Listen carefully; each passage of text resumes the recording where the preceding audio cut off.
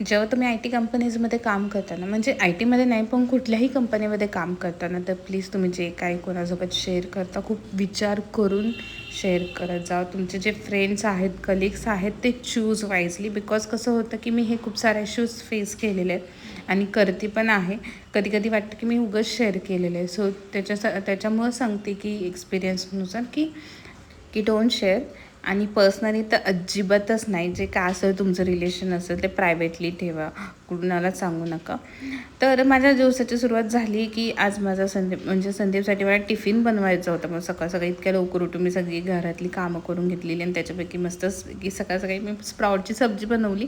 एवढी सुंदर झाली होती. आणि मी माझ्यासाठी भेंडी ट्राय केली होती, म्हणजे भेंडी बनवली होती. तर मला एवढी आवडते ना भेंडी.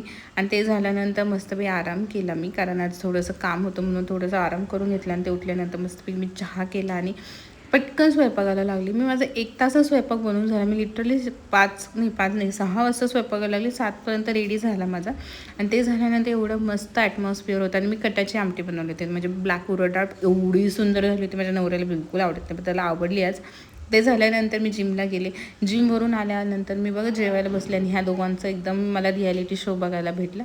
आणि ते झाल्यानंतर मग घरी मी पांढरीला पकडलं मस्तपैकी आणि झोपायला घेतलं. चला मंडळी, राधे राधे, भेटूया उद्या.